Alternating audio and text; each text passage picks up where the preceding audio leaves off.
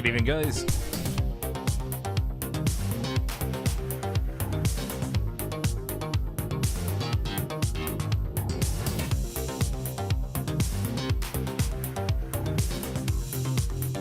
Good evening, guys. We're just about to get started here. Sit back, relax, and enjoy the show.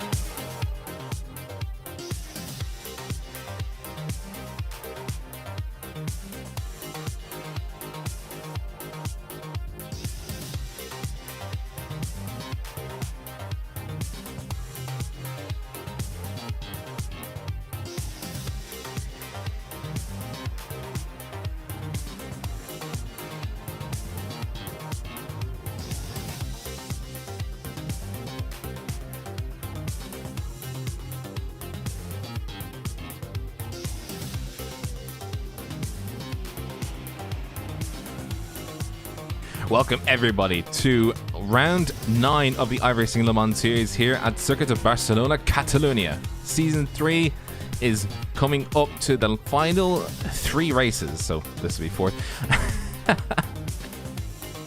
Racing at the Circuit of Barcelona Catalunya, historic layout. So no Europe car towards chicane rack fiasco. You just take Europe car flat out. A bit like the old F1 days.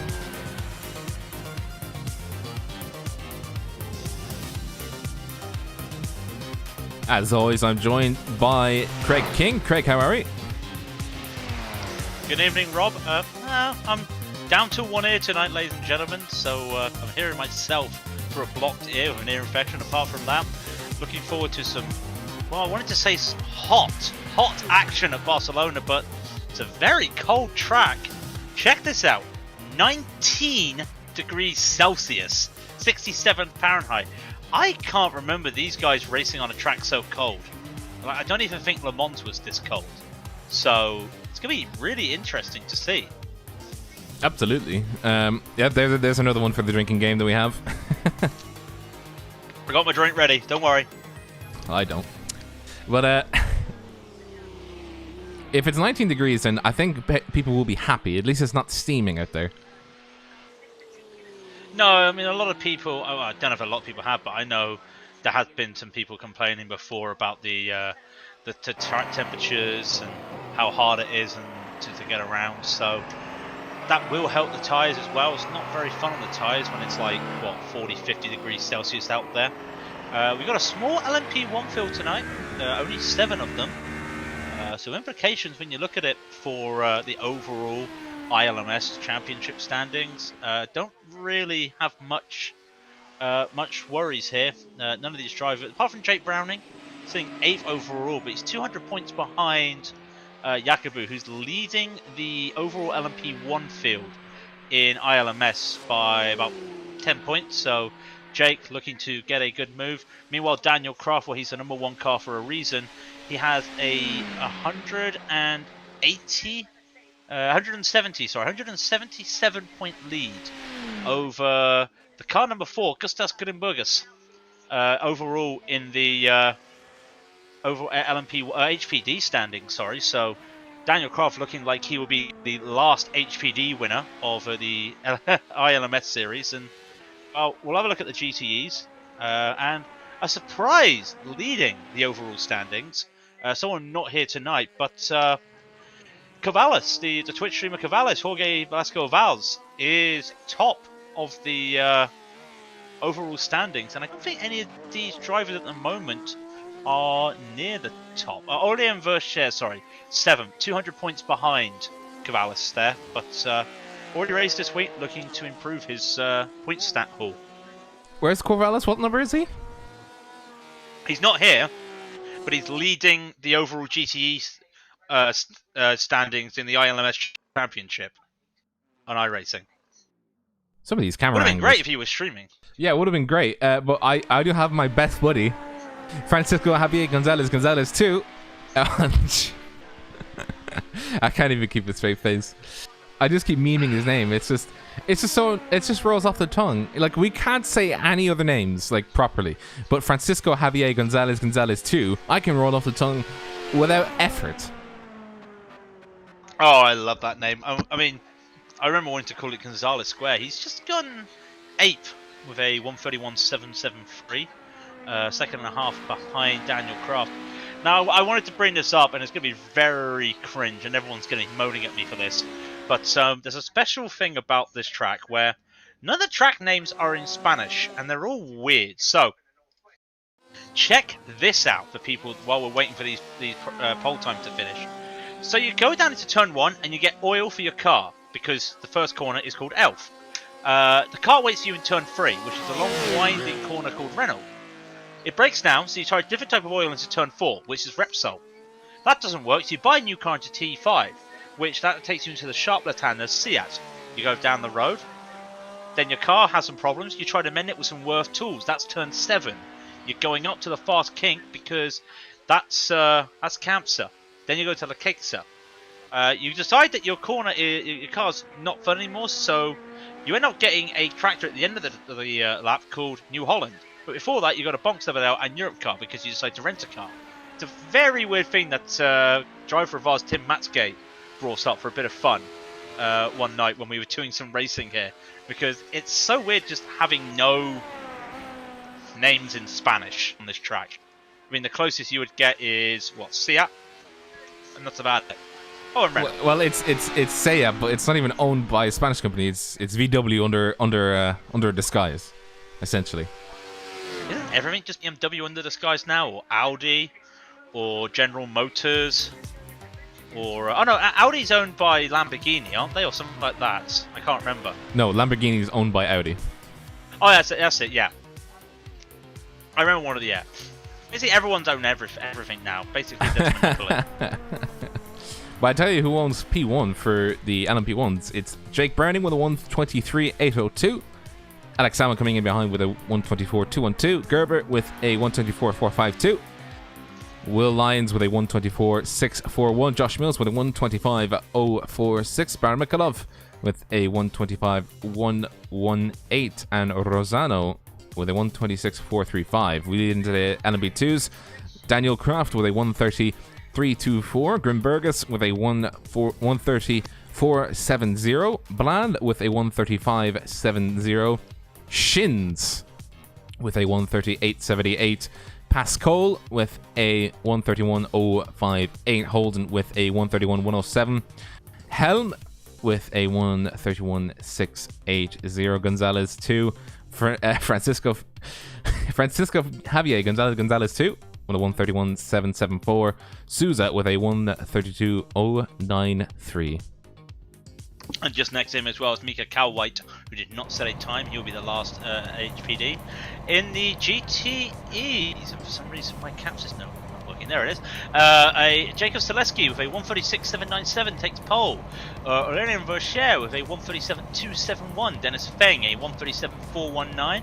Andre Lopes a 137.490. Jeroen Chavet a 137.510. Carmine Sorrentino with a 137.645. 8 is the 6th. Jose Maria Espinosa in 7th with 137.756. John Wettendorf a 137.807. Tom K. Hallams a 137.884 is 9th. In 10th is Leonardo Baeo with a 138.060.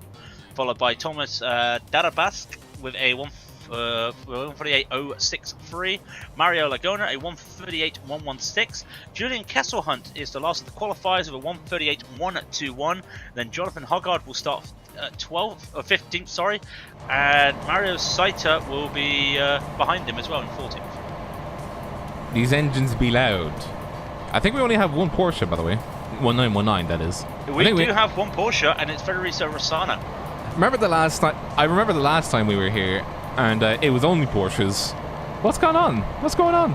Also, what's going on with Jake Brown? There it is. For some reason, Jake Browning's livery did not load up for me. It looked like a mixed match of things upside down. I was worried for a moment.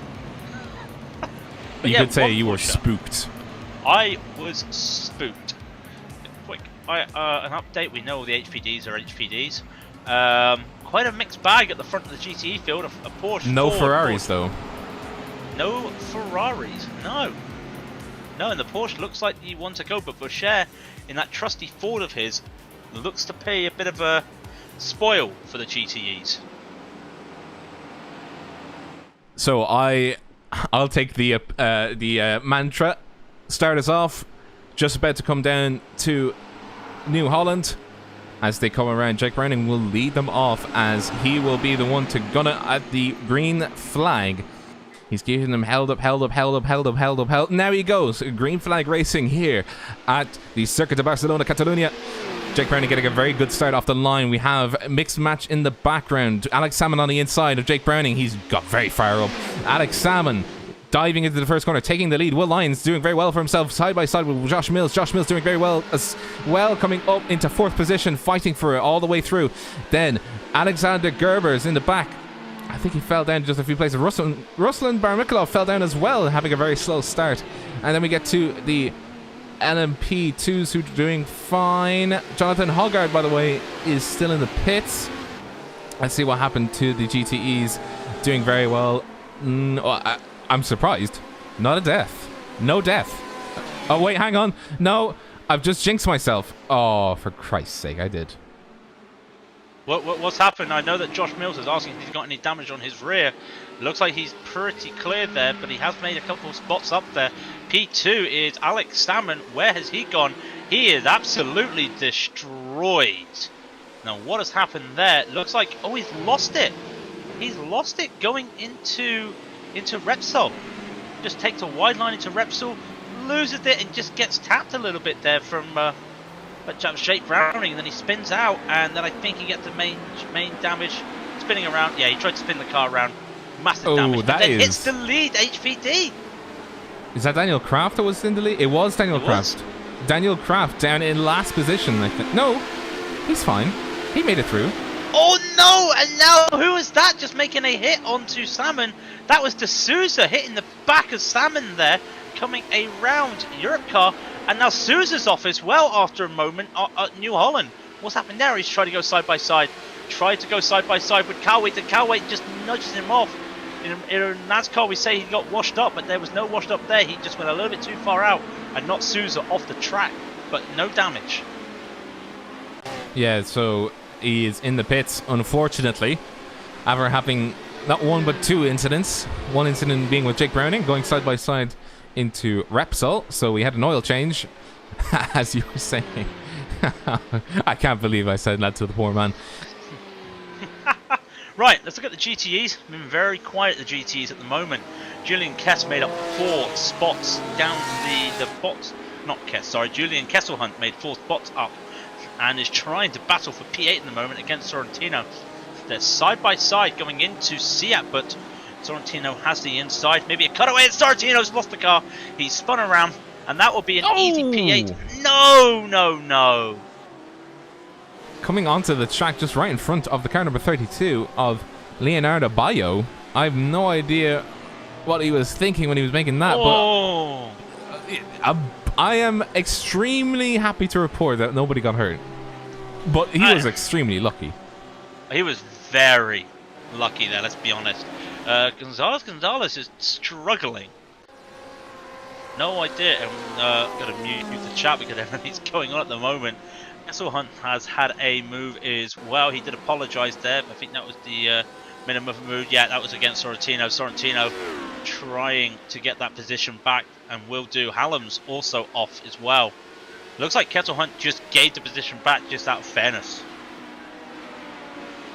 So, currently, the only leader to have kept it, or the two leaders that have kept it, is Zaleski and Browning. Daniel Kraft is down in 7th position, chasing Felipe Pascal, trying to get back into his P1.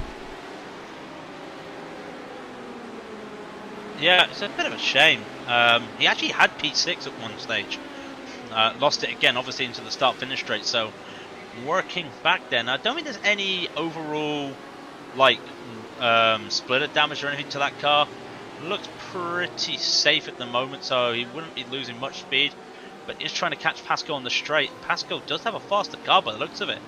Actually, does he have damage?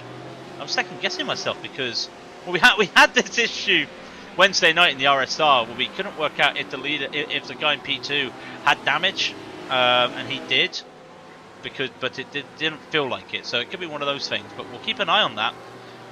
Not much happening at the moment in the LMP ones. Jake Browning, purple with a 25 flat. So really, let's just keep an eye on these battles down the field in the GTEs more than anything. As I'm looking at Jerome Chave trying to catch up to Feng, as they are trying to just keep themselves in touching distance of the leaders. So currently in LMP1, it is Browning, Will, Lyon, and Barmekolov, having made up the position back. He sprang back into 3rd position there. That's interesting. Oh, there's been damage to Gerber. Sorry to interrupt, there's been damage to Gerber, and I cannot see what's happened. And Mills is past him. Now, what's happened there? Because there's a lot of damage to that rear right of Gerber's car. Oh, I see it there. Well, Josh Mills has actually survived, even though he had that incident coming into Repsol. Let's see if we can keep up with them. By the way, Alex Salmon, I think he actually came back out. He came back out on my screen, and then I think he's parked it because there's still damage on that car. Yeah, he's parked it. I would not be surprised if there was steering damage, if I'm brutally honest.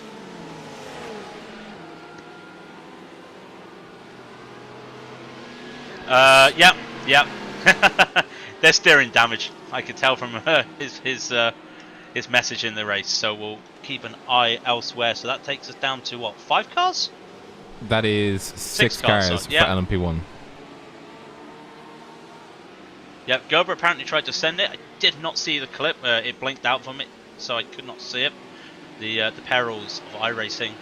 A lot of damage to the back rear right of that car though for Gerber. Though he did just go green for 125.680, so not affecting him in terms of steering, nothing rubbing against the wheel, which is crucial for something like this, as he is trying to catch up to Mills right now on a different boosting strategy. Mills is making that car look very wide at the moment, and defends down to the Cakeser, and with a little bit of a moment on the exit there, but does hold it in. Good defense there from Mills. For a moment there, Gerber looked like he was going to go for another move. Just held off there, so still there, Gerber in P5, trying to get by. He may have another go on the straight, but I think he's used a lot of his boost there. And the only, you hate to see it, the only 919 is struggling at the back. It is now 8 seconds behind Gerber and 18 seconds behind Browning, so it's definitely not having a nice time. Yeah, it doesn't have any, according to chat, it doesn't have a very good time in the middle section of this track, which we're talking more about from Seat onto the Cakeser, just around there, the almost like the high speed section. So bit of struggling there. Gerber still trying to fight here, as the LMP1s are now going through the lap traffic for the first time. Baron Mifkolov is losing time, and Mills is trying to catch on to him as well. So a little bit of a gaggle of 3 here, about a second between 3rd and 5th. And all to play for really as they come through this lap traffic, they'll get around them when they come around the kink here of Kamsa. But when they come to the Cakeser, there's not a lot they can do apart from wait on the brakes and get around them, as we see Baron Mishkinov just get past Espinosa, who's sitting in P12 in the GTEs. Mills will have to wait a little bit and just hope the GTE just sticks to the inside line, and he does, and Mills will get by with no issue. Ooh, he almost got back in. So that was a little bit dicey, and that will block off Gerber as well. That's a bookmarking there for Gerber, so that will help Mills as he tries to pull away from Gerber, and is now on the heels of Baron Mishkinov for third place. On the heels of the Angels. But the thing is, right, I was not expecting the GTE traffic to be this quick. You know, I was talked 15 minutes, not 9. But it seems to have happened. Am I just sort of misrepresenting how quick the LMP1s are around here? Sorry, Gerber just having a really bad time through this traffic, being held up through Elf on the 1-2, and then being held up through Renault, essentially, because he'll have to take the long... And now Repsol. Now, because Kesselhunt went a little bit wide there through Repsol, he had to put on the brakes again. He couldn't go around fully. So losing time here at the moment. And of course, these GTEs, every time he gets to one GT, he has to get to 2 GTs, because look at them. They're all battling at the moment in the middle pack. So again, slowing down when he comes around. He has to put the brake... Oh... Yeah, be predictable, guys. Be predictable. Yeah, I was just about to say, he was trying to go around the outside coming out of Worth, and that didn't work out for him, did it? Dear. But we look as well. Now I want to go back to Daniel Croft, the only leader not to hold his lead or keep his lead. Still in P7, and he's not lapping very well. He did a 1:32.8 last time around. So I'm not sure what's happened there, but his times have been 32s and 33s, and it doesn't look like there's damage, but it's obvious there is damage to that car. Actually, is that... I might have found the damage, yeah. His left side pod is completely bent in. I'm amazed that would be causing that much speed difference, but yeah, that's 2 seconds he's losing from that damage to his side pod. So it is currently in the GTEs. We have the two boys on deck. Tom Hallams and Zyber trying to fight through Renault. I think this is where the big meaty boy of... Oh, well, I was going to say you could try sending it in on the inside of Repsol and bookmark him up until Worth, but he's obviously decided to stay behind him. Oh no, sorry. I've already cursed another individual. Marco Zeiler going wide coming out of Sayat, but Hallams did not take advantage of the slip and is stuck behind him. There's now a gaggle of 4, so 9th, 10th, 11th and 12th are all sort of hanging around behind each other, and I don't know what's going on here, because... You know, I would imagine... Oh, the car spun. There's a car spun at the Cakeser. The car spun at the Cakeser almost came back onto the track there. Who was that? That was Kesselhunt. And he's got a lot of smoke, but that's just the dirt as well. What's happened to there? Oh, he went... They tried to go 3 wide into the Cakeser. Or 2 wide into the Cakeser. And it looks like he just got tangled up there with Wessenhall. What are you doing? Hold your... Oh. You okay there, Rob? Hold your brakes, man. Oh, I'm going to get a heart attack from this. I thought I was the one that people complained about shouting down the microphone. Wow. Vercher and Charvet, French versus French. It is Ford versus Big Beamer. You can actually see the difference of the size. No! But yeah, I'd lost it. I'd lost it going around Seat. Held on to P3 in all due fairness, but lost P2 as the lonely Porsche comes by Charvet. Vercher does keep it, and I'll tell you what, there's 21 Celsius out there, but the cars are running around like it's 40. They're just losing the back so easily around here today. How many times have we seen somebody just spin? I think it's 3 now. 3 or 4 times, definitely. Yeah, I think if we're being honest, you need to take it easy. The tires need to get up to temperature, darling. But as he said, Charvet now up into second position and trying to maximize his advantage, running away. But Jacob Selerski is actually running away 6.5 seconds ahead of Charvet. So I think he's got a nice cruise ahead of him. He will have no battles to contend with. He'll only have traffic to contend with. Traffic like these guys. Felipe Pascal currently chasing down the car of number 16, Mika Callaway. I think Mika Callaway was the one that did not qualify. Correct. So he made up 5 spots. Yeah, so he's made. Yeah, sorry. So in that case, he's made up 5 spots. Great work by him to come from last to 5th. And I think he wants to keep it that way as he's chasing down the car of Philippe Schins.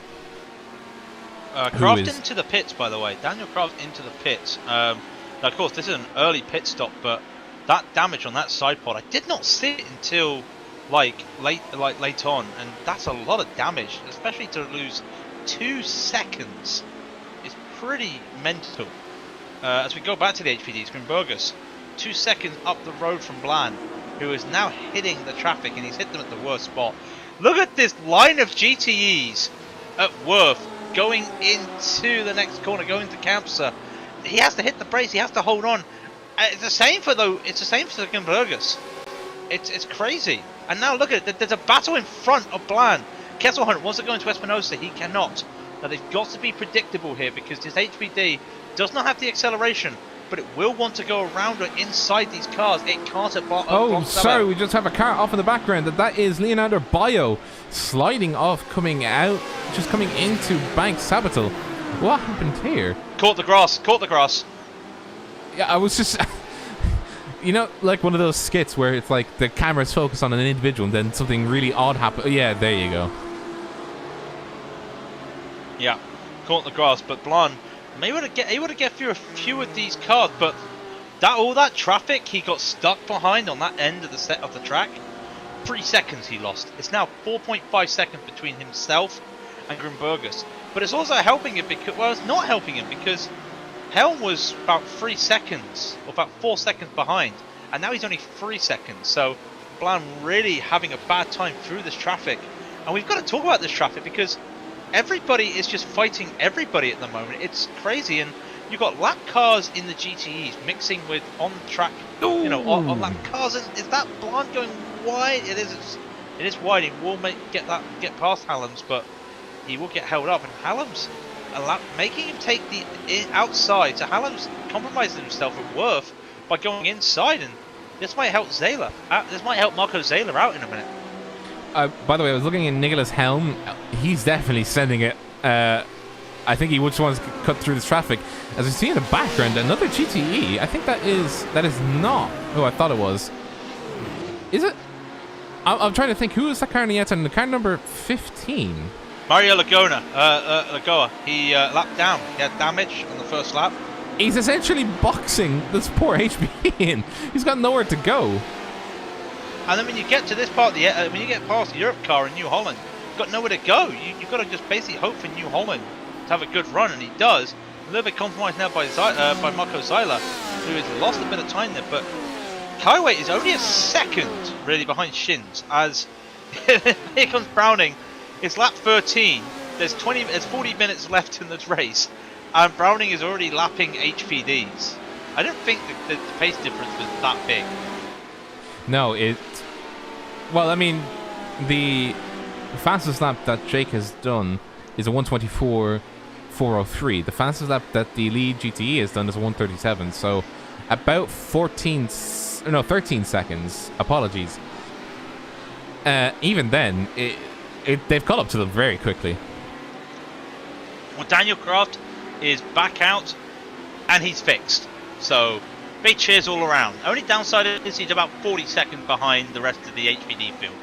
So he's sitting ninth. He's not last as Lewis Holden pitted to start the race after an accident. So Kraft may get a few spots up, but he's just made a green lap of 130.8. So I think that shows he had some damage. Just watching now, it is Gerber versus Mills again, and Mills is trying desperately to get past the LMP2s. So much so, he sent it coming through Worth to try and prevent having to send it on Capsa. But he's still got Gerber behind him. Gerber is not letting it up. It is just half a second between the two of them at the moment. We're in and abouts there as they come through Europe car, missing the chicane that I think... Ooh! That was a bit slicey and dicey, Mills. I think everyone can stand with a bit, but then I think the GTE also went in a bit too early on him. But that was a close call. Will he Gap send is it? now 0.6 of a second between them. Oh, he does send it. When he sends it again, it's a double bookmark though. Goes to get past 2 GTEs around Elf into Renault. Gets past one on the inside, goes around the outside for the second one. But made it this car with that much damage on the back is fine. But then again, for the wings, fine. There's no real damage on the wings, so yeah, why would it not be? It's just the car that looks a little bit wonky. Even the split is fine. I mean, the rear right's a bit bent in, but this is iRacing. You just bend that out with a bit of tape. Yeah, but the wing's straight. The splitter's not bent. So why would there be a lot of damage, you know? Why would there be much to worry about? By the way, Mills is coming back at Baron Mikulov, looking to claim back his third place. Even though he did start in... I think he started in 4th. No, he started in 5th. Yeah. So he's a position up at the moment, a net positive. But I think he's trying to chase down 3rd position. It's in his sights, but he does have a bookmark of a GT car number 17 currently sitting between him. Well, was sitting between him and Baron Mikulov. And now he'll have a clear track ahead of him to try and do some damage as they come through the main straight just past New Holland. He's using a bit more boost. I can tell. He gained 0.1 of a second on that 0.2 of a second on that straight. Sorry, and Baron Mikulov braking earlier to regenerate a bit more boost there into the first corner, and now he's going to get held up. This is Carway going around Lopes, and yet they're held up here at Renault. He's just going to split through Baron Mikulov. There was a gap there. I didn't think there was a big enough gap, but he does make it, and now Mills is going to get stuck behind Carway, and they're both high downforce cars. It's going to be hard. He'll take around the outside of Repsol going into Sayat. And then there's another LMP HPD trying to overtake GTE in front of Baron Mikulov, and he wants to go through it. He wants to try and take 2 of these, and that would be a great move. He takes 2. He takes the LMP1, HPD, sorry, and the GTE. Why am I saying LMP1? I'm thinking about next season already with the LMP2s. Every time Mills gets a chance to get by, and again, no! Ruslan is pushing. Yeah, he's pushing, but he also just hit a person. He just almost killed a man. Oh, Mills, you can't be sending on the inside like that through Bank Sabadell. But he does make it he just makes it, just barely. He almost touched the rear end, but he makes it through. But he's still chasing down. It is 1.2 seconds as they come down the straight. Will he try and use more boost to clean up the gap? I don't think so. Gerber's in the pits. Gerber is in the pits, by the way. Is he trying an undercut game? Does he have damage? No, there's no more damage. It's just the damage he's already had. So we'll wait and see what he does. Does he yield this battle, or does he just go for an undercut? We shall wait and see. He's got to keep this battle on. Baron Mikulov is racing for his life at the moment, it feels like. He's just pushing the limits of that car going around traffic at the moment. The gap is now 1 second, though, getting held up, but he is able to put a car between himself and Mills, which is helping him. And every time Josh gets by somebody, there's another one, and he's just struggling. Yeah. Oh, Mills almost sending it on Selesky there for a moment. The race leader of the GTEs. I mean, he may be calm in one way, but he's panic in another way because of all this traffic going around him. He's trying his best to say his strength to go, please don't hit me, please don't hit me, please don't hit me. He's basically dicing with death at the moment. We saw what happened to Baron Mikulov there when he had that little tap. Jake Browning goes purple with a 124.4. Will Lyon with a 125.1. Just we haven't really talked a lot about Will today in the Iron Brew car. Just a quiet little stroll for him. Started 4th, made his way up to P2, having some good times. Having fun and games with the old version of Iron Brew. But we do have a battle going on for HPDs. It is Philippe Shins and Felipe Pasco. Once again, battling it out. Felipe Pasco looking to leapfrog and get ahead. Callaway down in 6th position. I think he's lost the back end of Pascal, so I think he needs something to happen between these two to be able to catch back up. He was in 5th position at one point, but he's obviously lost it now and has these two ahead of him by about 2.5 seconds. So he will be looking to see if they can delay each other long enough for him to catch back up. One other battle we see at the moment is the battle for 9th and 10th. It's a far off battle, and it's not the battle that's going to happen immediately. It is Jose Maria Espinosa versus Marco Zeiler. He's being bookmarked essentially by 2 Austrian sim racers at the moment. Is that a good thing? Yeah, actually, they're both Austrian sim racers, but are they the same team? They are. They are the same team. Yeah, and there's another one. There's the Ford ahead of them. The Ford of Julian Kesselhut is actually part of the same team as well. So it's a big old sandwich. So it's the ASR Austrian sim racers Porsche against the ASR Austrian sim racers BMW against the ASR Austrian sim racers Ford.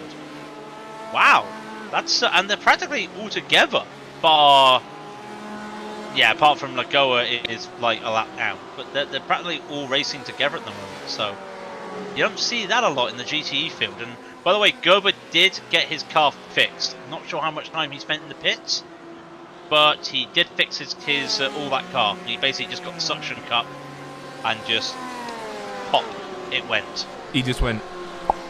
Yep. Sorry, I had to do it to him. So Daniel Kraft and Francisco Javier Gonzalez too. Oh, sorry, just to cut off myself there. That is Jose Maria Espinosa overtaking the car of Marco Zeiler. I just want to see what on earth happened to Zeiler here. Just go into a replay. Oh, off track, missed the chicane. Missed Elf. Yep, just a bit too hot into Elf. God damn it. I should be thinking innocent, happy thoughts instead of having my mind in the gutter. So, just an update. If Vercher drops to 8th or lower, Zaleski will be the new GTE leader. And we're not on about the ILMS championship. We're on about the Rally on TV $10 dues sweepstakes championships. $20 dues sweepstakes championship. I'm calling it sweepstakes because I'm unintelligent and I can't think of anything else, so we're just calling it that. We'll just keep calling it that. The what, sorry? The sweepstakes. Oh, the sweepstakes. Oh, we have no special name for it. Yeah, we're trying to find the name for it. I have looked up a dictionary. It didn't help. What about Thesaurus? You bet me there. So Daniel Croft, you know what? Daniel Croft, in all due fairness, is slowly making his way up the field. All right, he's 32 seconds behind the next guy, but you know, a pit stop and he's back in it. Let's be brutally honest. But does he have to take more fuel? Is the only question. I'm guessing he would have seen a fuel window saying pit window's open, and he must have just taken the earliest possibility. Otherwise, he wouldn't have come in. Because I'm surprised he came in so late, so early. Well, I think the HPDs can go about 45 minutes, so I think he's just in if he does a bit of fuel saving as well. Holden, by the way, is retired.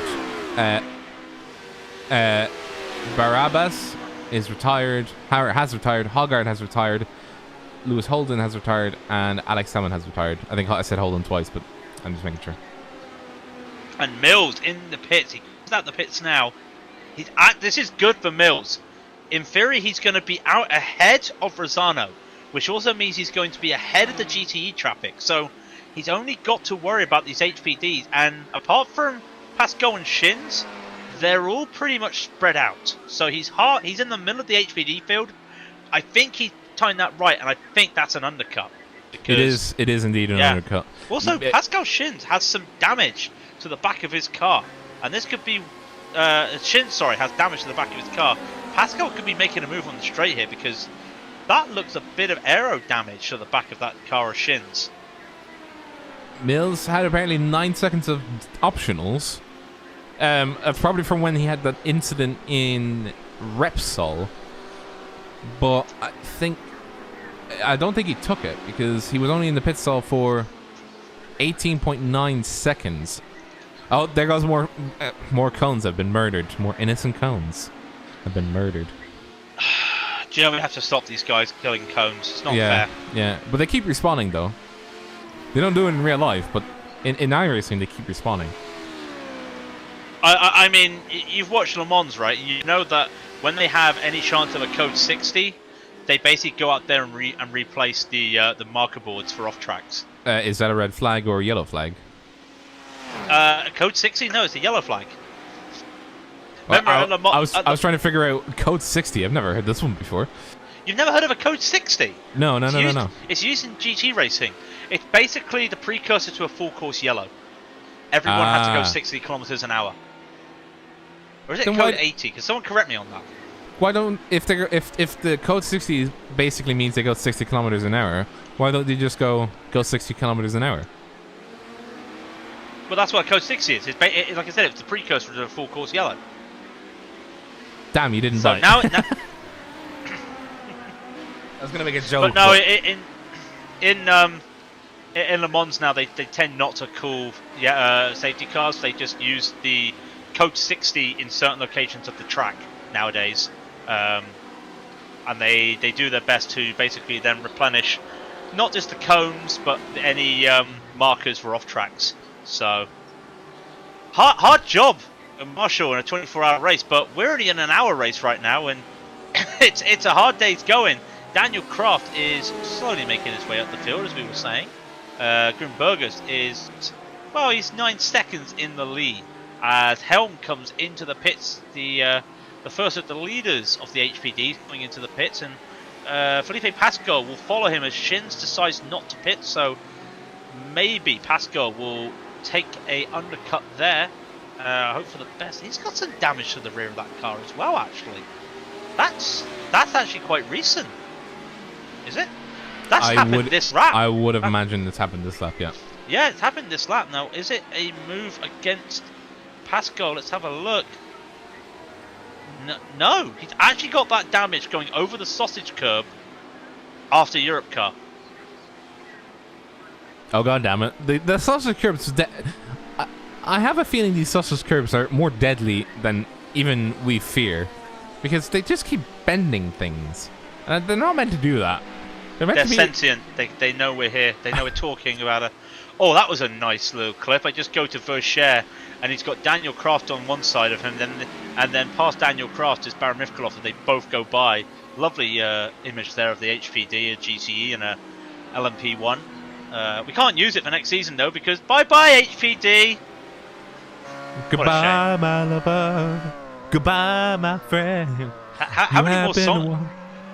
You've just got a brand new Twitch channel and you're already getting copyright strikes with your singing. Well, I mean, for that, I'd have to sing good, so. This is true. Yeah, by the way, if you're unaware, we do have a brand new Twitch channel, twitch.tv/RadionTV, home of all the clips that make it everywhere, because we provide only the best clips for iRacing broadcast nowadays. And also, don't forget to check out our Discord underneath the video on both YouTube and Twitch. I am just looking at the Porsche 919. Even on the straight, it was losing time to Alexander Gerber, who has pitted and has gotten extra fuel, I imagine. So that looks like a very sad little boy. Hey, but he gets a P6. you know, loses a bit of iRating, but he gets a P6. That will help him. Yeah, but it's only 6 or 7. So when it was said that the Porsche is struggling in the middle section, you can see why. Because here he is, he's through Worth, he's coming up to the high speed now Capsa, which is practically flat out in almost like a kink for these cars. And then it's again onto a straight again. So it's just nothing but straights in the middle sector, and you can see why he's suffering. Like, he's lost lots of time to Gerber there. He's 10 kilometers. He's 10 kilometers an hour slower at the braking point. Wow. Compared to Gerber, that's a big number. 10. The sad little bop, yeah. Tom Bland in the HPDs has pitted. That's the P2 in the HPDs, and Shins does not pit, so he will take the provisional P2. As Grimbergus also has not pitted, but Grimbergus is like 9-15 seconds up ahead on the road. All he has to do is he could have a stop and go for speeding, and he'd still probably come back out and win the race. We call sad little bops sad little bops. Bop. Bop. By the way, Thomas Bland is... Oh my god, Mika Kawai just went off the track to overtake Espinosa there. That was weird. Sorry, that was a bit dangerous. Just before Repsol, he was having to overtake Espinosa there, and had to go off the track to get the move done. Ooh. I mean, the GTE was holding his line. I don't know why he was flashing. I mean, just go on the inside. He's got nowhere to go. He's got nowhere to go because there's an LMP1 beside him, but on the other side. But like, wait. Like, sure. Yeah, exactly. Wait. But learn the pecking order. I don't mean that offensively. Learn the pecking order. Learn to be a good bop. Okay, maggots. Here's the proposed pecking order. It goes to you. Yeah, sorry. I thought you were about to say, all right, maggots. Like I said, maggots and Beckett's. Here's the Beckett's order. Yeah, if you ever seen Dragon Ball Bridge and you know about Popo's order, I don't watch anime, so it's not anime if it's parody. Shouty boy, but Chin's finally in the pits. Now, will he get that damage fixed? I wonder. Sousa is going by now. Bland will be going by. Sousa's going in the pits. Doesn't get it fixed. Now, Pascal will be the car that he was chasing. And you know what? All that damage caused by the sausage is affecting him. Shins is going to come out ahead of him. How is his laps? Well, very slow, actually. A1 is... Yeah, 132s. Yeah, 132.406 compared to Shins. Well, his last lap was a bit muddled because it's he was in the pits. But I think he did a faster lap. If he had stayed out, I think he would have done a faster lap. But Pascal's a second slower than what he was running before he had that damage. He was doing 131s. I think he does have aero damage because there is quite a significant portion of the rear left of the car that is not looking good. It's sagging a little bit. And that's from a sausage. That's from a sausage curb. You know the ad of like, you know, back in the 90s when they were talking about piracy, and it's like each pirate video that you download contributes to your child shooting up in the school lavatory. I feel like each sausage curb that you run over contributes to your car taking damage. But it's not meant to be like that. The sausage curb is just basically to prevent the driver from essentially knackering the underside of the car. The car.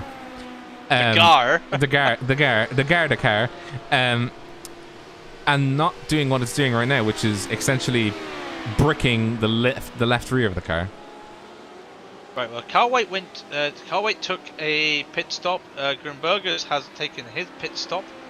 No surprise, he's still in the lead. Carwhite is going to be coming out into P7. We did have a battle on our hands. P6. Yeah, P6, sorry. The battle for third, Bland and Helm is heated up a little bit here. Helm, a bit of a slow lap last time, but has been catching up to Bland. Gap is only a second now at the moment.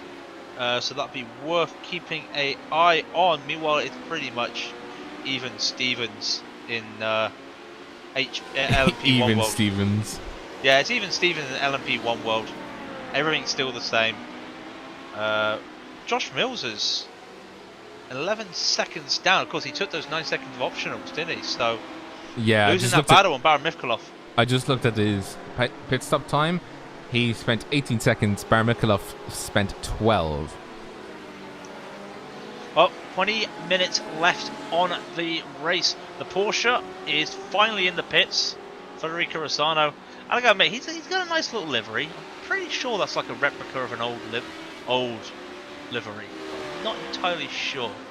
It feels like it's a replica of an old livery, but I think whatever. it is. Yeah, whatever. The little Porsche that could is doing all he can and not getting far. Yeah, he's Bland. still... Yeah, Bland pulling away from Helm a little bit now. 3/10 of a second faster last lap, and this is for second and third. So now using it, and Helm gets held up by the LMP1 as well. Rossano just comes out of the pits lane at the same time, and just, I wouldn't say holds him up, but just had a little bit of trouble there. So all that time now lost there for Helm. Gonna have to get through a few cars to get to Bland and hope for some traffic right now.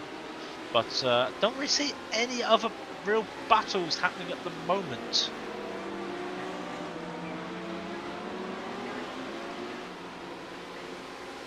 You'll correct me in a minute, and you'll say, nope, there's a battle. I was about to do that, but I was thinking, how long? Yes, there is a battle. It is Julian Kesselhut versus Hallam, sorry. I've already messed it up. It is the car number 9 versus the car number 22.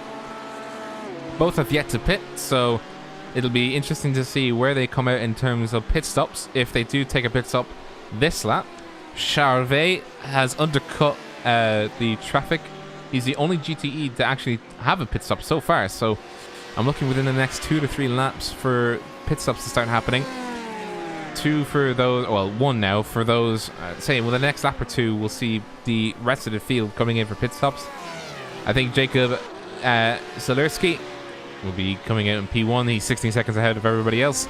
Vercher will be looking to see if he can maximize the gap disadvantage he has over Charvet, but it'll be all up to the look of the draw really and how the strategy is worked. Watching this Hallam's and Kessel at the moment, just having Jake Browning just pitted. He's now on his out lap as well, lapping Rossano as well, and staying out in front of Rossano. So these two, Hallam's and Kessel at the moment, doing what they can, coming down out of Seat and down into Worth right now. You can't really make a move here, you just got to set yourself up right now. And of course, we talk about the LMP1s, how they can take Capster full speed almost. These guys are going to have to hit the brakes. They see the brakes there of Kesselhunt going as well. It just needs a good exit out of here, and it's not that good. Hallam's might be a little bit faster, so that's the only way you can really set yourself up for an overtake. If you can just get a nice little move there, but lose his time again. Kesselhunt wants this, but going to have to be a bit more patient because there's not a lot of places at this part of the circuit that you can make a move, but is closing the gap just ever so much. I mean, if he has a good run out of New Holland, he can definitely catch him by the end of Elf. The Kesselhut Ford just having a little bit of a wiggle coming out of Europe car on towards New Holland. So he's actually, he's pipped himself to the post really, and he has to wait, I think, another lap. Yeah, that's a bit of a shame. Back to the HPDs, by the way. We were talking about Bland and Helm.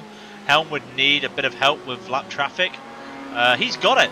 He's got it. A little of that traffic there for Bland, but 7 tenths slower last lap, and there's a big gaggle now with Bland. He's got a couple of GCEs. That Kessel and Hallam's we were just talking about, getting past them at the same time. Will Lyon just came out the pits. He has to do that as well. So now we've got the situation. Bland is bookmarking as many GCEs as he can, but every time he bookmarks one GCE, Helm is there, ready to get by, and he's got a bit wide Bland going through Seat, and he's actually just able to hold on to that position ahead of the GCE. Coming down to Worth right now, Helm wants to make this move. Well, that's a very tight, almost gets caught up by Hallam's there. So he's going to hold on, lose a little bit of the slipstream, But when we go look back at these GTs right now, because that move there with Halland and Helm might open up things for Kesselhunt. The gap is 0.3 of a second. Does he go for this move now? 0.2 of a second. Does not make it, but he's got such a good exit. He might just set himself up going up the hill. The car's a little bit of a squiggle at the back, so no, he won't. So it's HPD versus HPD, GTE versus GTE. And by the way, when we were talking about how Nicholas Helm was catching up to the back of him, he kind of wiggled his way through Banks Sabadell, and he's actually, I think, oh no, he did not lose. He just about lost it, and then has gained it back again. So he's caught back up onto the slipstream. It's 1.2 seconds between the two of them at the moment. The NLP1, we don't need to talk about the NLP1 field, I mean. Right, let's talk about the GTE stuff, because Bang, Lopez, Sorrentino, Wenhoff, and Halland have all come in early. Have they've taken the first lap option in this very late pit stop. Lopez as well, just coming up behind Zyler. But this also opens up the things as well, because Kesselhunt was pushing and pushing Hallam's, and now just having a little bit of a moment through Repsol, having to let having that shins go by him in the HPD, losing the back of his car. Kesselhunt, he's a little bit struggling. Track has warmed up now, by the way, 23 Celsius, only about 4 Celsius warmer than they started. But Kesselhunt cannot afford a sloppy lap right now. Cannot afford the back of that Ford to kick out. He needs to push, and he might be able to keep that position over Hallam's once he comes in and out the pits. That will be one to keep an eye on. It is Weidendorf versus Bio, pitted versus yet to pit. So I don't even know why I'm saying that, because it's like, well, I mean, Bio still has to pit, so there's not much use in looking at that, but it is useful to look at where Verscher has just come into the pits. Look where Jerome Charvet comes. He's just gotten into his pit box. The average pit stop is 12 seconds for the GTEs, and he'll be coming out of his pit box now as Charvet comes onto the straightaway. Where is they going to end up? Charvet takes second position back from Verscher. Just like that, pretty simple. And now Verscher's going to be careful. He might be getting himself in a battle into P6. Sorrentino as well. Where did Kesselhunt come? He's just coming out the pits now. We know now he was in a battle with Halland. Where is Halland? He's coming down to the start finish straight. We've got a bit of a tow there from the HPD. Kesselhunt comes out of the pits, but he's still speeding up. He's going to lose. He did not win by taking a lap later pit stop.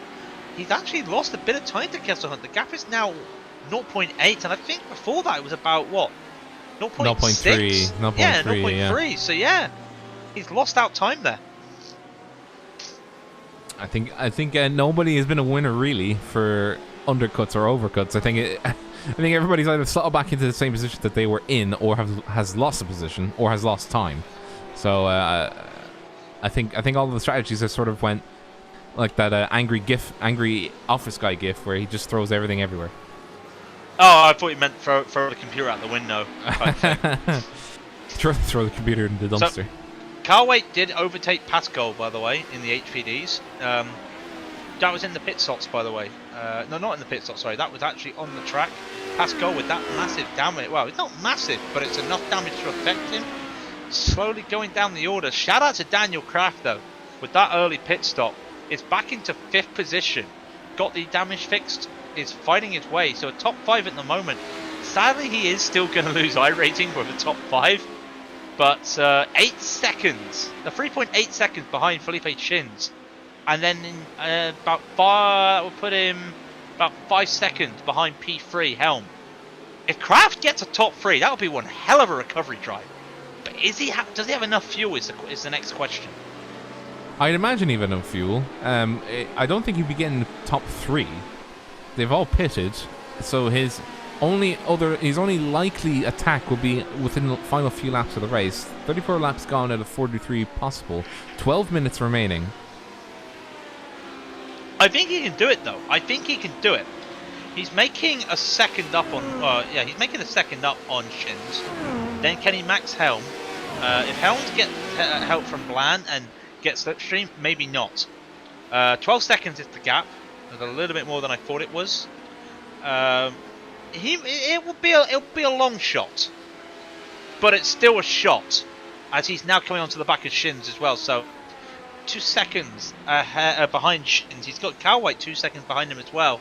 Doesn't really have to keep an eye on the back. He's all focused forward right now, coming down the start-finish straight, doing everything he can to basically make a move and keep going.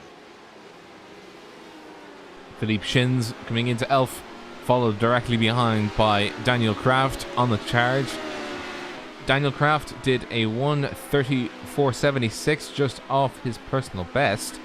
And Philippe Shins did a 1:32, so he almost took 2 seconds off him that lap. Ooh. Yeah. And he's still taking time. In those first 3 corners, he took 0.3 of a second off him. Wow, that's quite a lot when you think about it. He was really pushing Kraft. Now he's got the open space, and also he's going to be slightly lower on fuel than the others because he's been racing. He's been around there for a lot longer, so his tyres will also be a bit more heated up.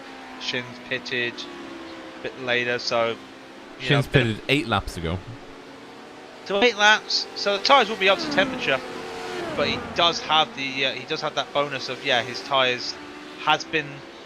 They've been a little bit more worn because he's been on the stint longer, but look at it. The gap is now 1 second as Shins has gone wide. Did he get that? He did not get that damage fixed, by the way, Shins, and that could be affecting him here. 1 second is the gap now. They come to the start-finish straight. Would not be surprised if, when they get to work, Kraft has to pit.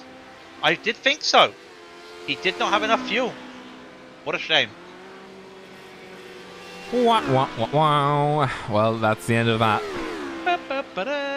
Did you have a good time today? I had a great time. Thank you very much, and thank you for playing. Uh-oh. What are you saying uh-oh for? Charvet. Oh no. He's not on the screen. ¿Dónde está la llave? Yeah, ¿Dónde está Charvet? Where are you at? Come on, baby. I know you can do it. Oh, I think he's disconnected. Yep, it's gone. He's gone. So Verche now open to P2 with Feng open to P3. And Feng's only 3 seconds behind Verche. And the matching time, what does Verche do? A 39.537 and a 39.508 for Feng. So they are matching race pace at the moment. And Zaleski, we don't need to look at Zaleski. He's 20 seconds up the road. Julian Kessel back into pits. What's going on? Are they having to do... No, it's not stopping. He's taking... What? He got up on the jacks. And then... Oh, okay. I don't know. I've lost all my train of thought because... He's already pitted, but now he's pitting again. For what? Well, his last lap was not valid. Did he fail to serve? His last 3 laps have been not valid. Has he failed to serve a slowdown? That's all I can think. Well, I think Tom Hallams is going to be pretty happy to see that he can race him to the end. Can you get a Jacob Salersky update? Yes, you can. He is 21 seconds ahead of everybody else. Look at him. Here is a Jacob Salersky update. He's coming down into Elf. He's in the lead. It's lap 32 for the GTEs. He is 21 seconds ahead. This ends the Jacob Salersky update. Trying to do a news night on it. Yeah. Yeah, but he is basically running away with it today, and who blames him? Some great driving from Salersky once again. But though, yeah, go on. His last lap was the second ahead of. It was 1.2 seconds faster than Vercher, so I think he'd be pretty happy with that. There you go. I got my English right. Pretty happy. Yep, you got your English right. It's not your first language, I know. So gap to Bland and Helm, by the way. There must have been some issues there for Helm again. The gap is now 3 seconds, so again he's having to wait and hope on some lap traffic. Don't think it's going to happen for him at the moment. The HVDs are all pretty much spread out at the moment. Daniel Croft, after that second pit stop, is now sitting in P7th. He is 3 seconds behind Pascal. Sorry, 18 seconds behind Pascal. I'm looking at the wrong figures here, so he won't be getting much traction now in P7. 6.5 minutes or 7 minutes left. Kraft is going to lose 80 iRating from that. That's a shame. 80. Oh. Yeah, just under 80. When you didn't want to kick in the nuts, iRacing got you covered. But, I wonder if Matt Barrow regained that 150 iRating he lost last week. Don't remind me. Oh my god, that was oof. That was. You know what though? I will say this though. I will say this in all due fairness. The man was in the top 10 of road iRatings, and he had the balls to take an LMP1 out on a real race with points around the Nordschleife. I mean, that takes some balls. So, hats off to him. We do have one battle though. Andre Lopez versus Carmine Sorrentino. Sarentino, by the way, have the guy. Oh, squeezing by. It's 24 there. Having to hold your breath. Oh no, Jerome Charvet. He did disconnect. He's back, but he's down in 12th. F. Are we doing F's in chat? Okay. F's in chat, boys. But Sorrentino catching Lopez here. Lopez 2. Every time I see Lopez, I think Lopez, and I gotta just look. No, it's not Lopez. 1.2 is the gap between those two. Might be catching. Has to let Charvet go because Charvet, because he's disconnected, not only has the pits fueled his car up, they've also put new tyres on. So he's on fresh tyres at the moment, and after 55 minutes of racing, that does make a difference. So he will easily get by some of these cars, but yeah, he's finishing 12th. Wah, wah, wah, wah. Wah, wah, wah, wah. Mills, by the way, well, he was catching up to the end of, or to the rear of Barmikalov, who Josh was 2 seconds faster than. But Josh has lost 0.6 of a second to him. They're sitting 4 seconds apart from each other, but unless Barmikalov makes a massive mistake, I think this is how the grid will end up. Yeah, look, at the moment, 41.9 is what my meter is reading, so that means we're on lap 39.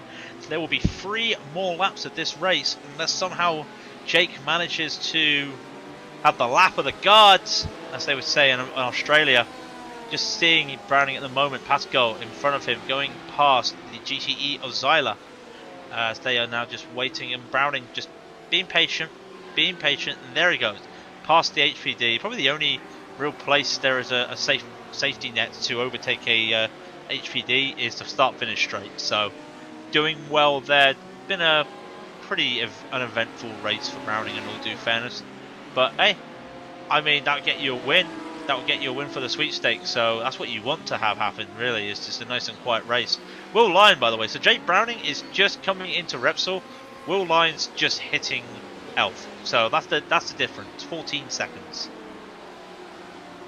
PCS car just cruising through, and then the Iron Brew behind trying to catch up. Name a more iconic duo. PCS and Iron Brew, name more iconic duo. Yeah, no, I can't. Oh, just seeing Barmikalov having to navigate traffic, as is Josh Mills. 2.7 seconds between the two of them now, so the gap is actually closing now at this stage. Does Barmikalov get held up by traffic again? I don't think... Oh! Mills just had a GTE Kessel Hunt just spin out again in front of him, coming through Repsol. Sorry to raise and scare people there. That was a bit lucky that Kessel Hunt kept the car not moving, just spun out. Mills was able to go into the inside. A little bit of a heart in the throat moment there, or is that the right saying? Well, literally heart, basically scared there. The gap is down to 2 seconds. Josh Mills is in scenario 7 right now, and Ruslan is basically screaming at every car to get out the way. 2.7 seconds is the gap currently, as Barmikalov comes through. Europe car, they will go another lap. So, or we'll go another lap. So there's 2 laps left. That will help. That will help Mills though. Let's see their times as they cross the line. By the way, Mifkaloff using a bit more boost. No, Mills is using a bit more boost on the straight. Actually, not Baron Mifkaloff. Baron Mifkaloff a 126.304. Mills a 125.711.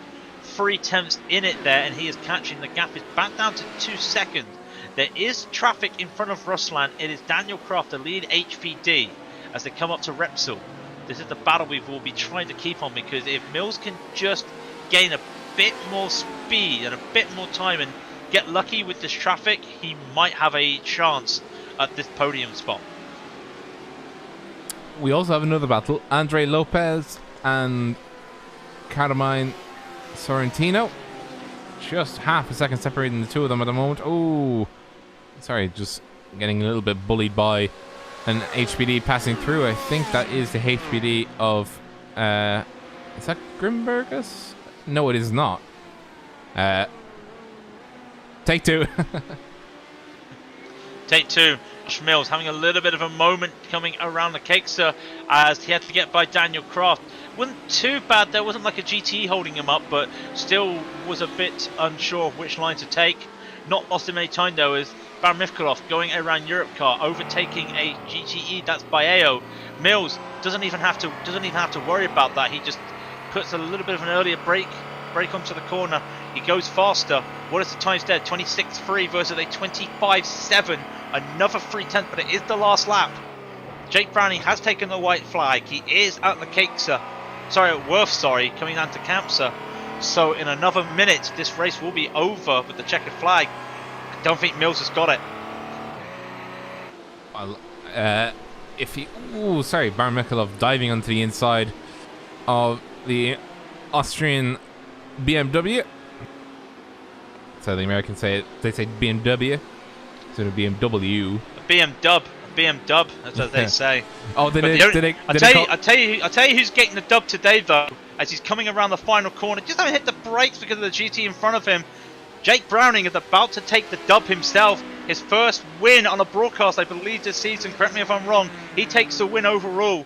And Voscher and Feng in second and third for the GTEs will cross the line. Zaleski's so far ahead he has to take another corner. Let's get back to Mills and Baron Mifkaloff. The gap is 0.7. Mills is there. There is free air in front of both of them. Nothing to worry about. Has to keep on fighting. A better line for Europe car, but a great acceleration there from Baron Mifkaloff out of it. I think he's got this. They come through Europe car now. Sorry, that was Bank Sabadell. Come down to the final corner.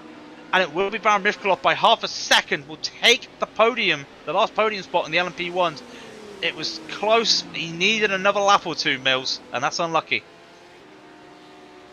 And do we have anything else? No, they are all crossing the line. So also, Mills, that was Browning's third win this season. I suck. Well, I mean, he's first in the standings by 11 points. Wow. Just to say, Grimbergus, the lead HPD, just coming around the last few corners himself. He will take the victory.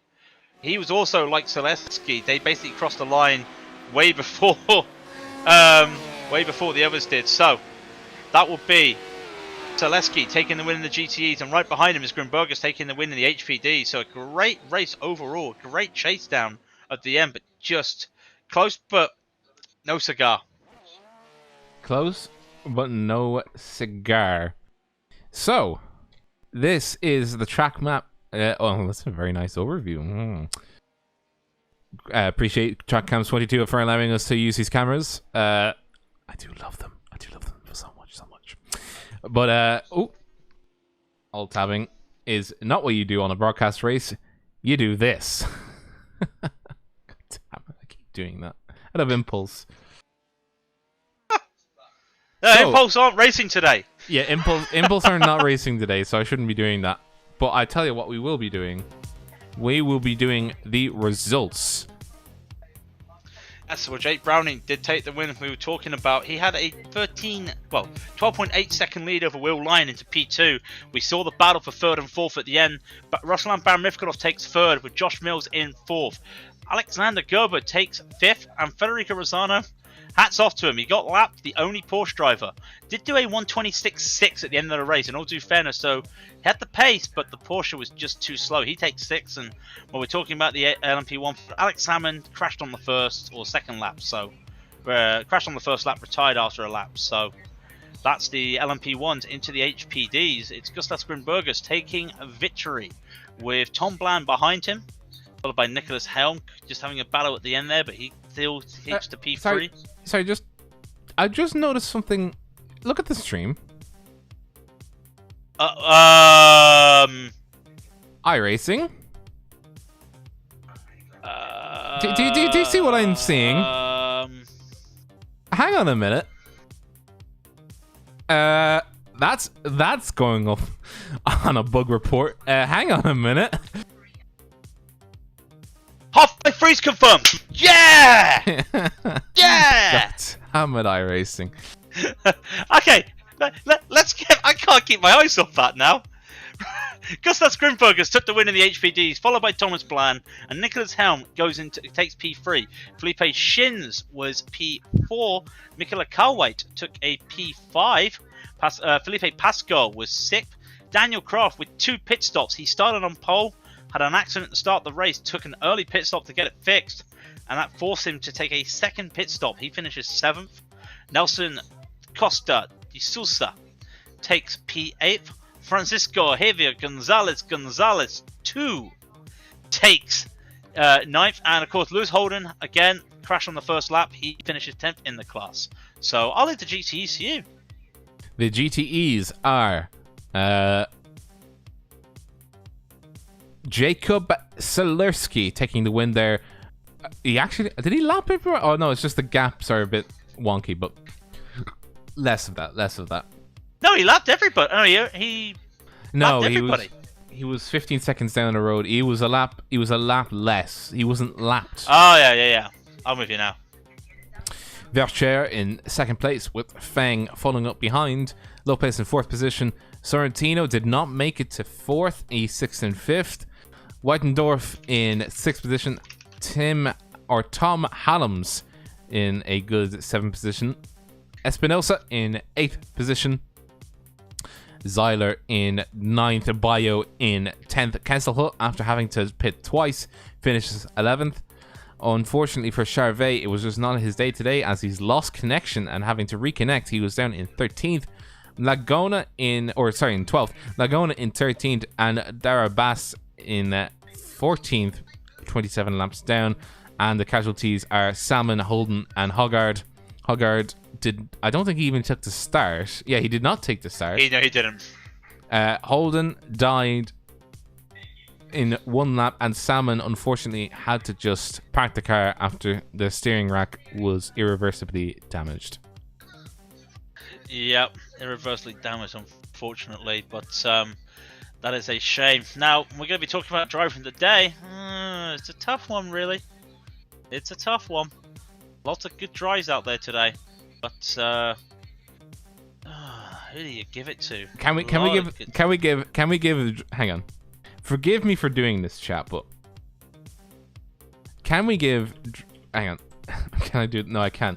Can we give? Very quick. I'm just gonna do this. Hang on. It's not fixed. It is. Look at this. This is not meant to be. So what happens if you go the other way? Hang on. I need to put it down. I need to put it down in the orientation where. Look at this. That's not meant to be. These are all the. This is everything. This is everything that iRacing has as part of like the texture pack. 1, 2, 3, 4, and then it's just like Catalunya sprayed on the back. Oop. You see? Oh, this is really bad. This is all broken. What if I go on the opposite side? What happens? That's what I was just saying. What about if you go the opposite side? It's fine on the opposite side, but I'm just going back to the broken bit. Oh my god! Look at that sunrise, though.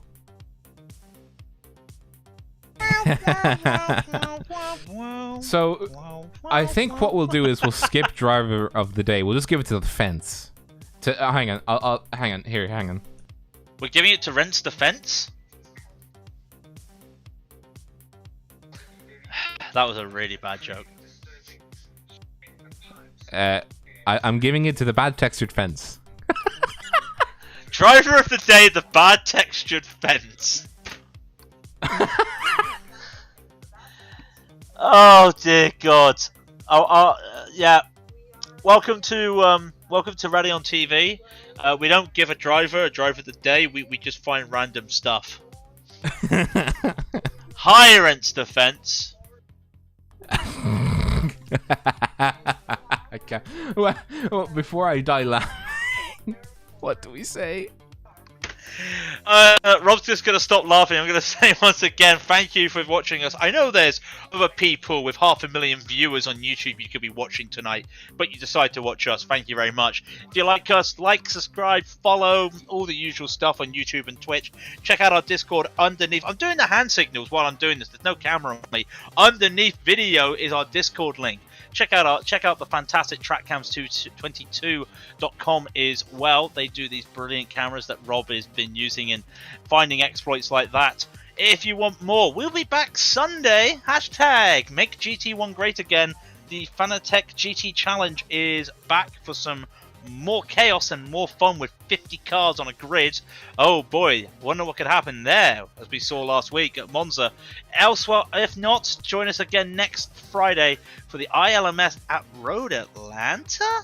Ooh. No, is it Road Atlanta? No, it's Road America. It's Road America, sorry, not Road Atlanta. That comes a bit later. God damn it. Anyways, thanks very much, guys, for joining us. I appreciate the people's joining in and watching us as always. Hopefully you guys have a great rest of your evening.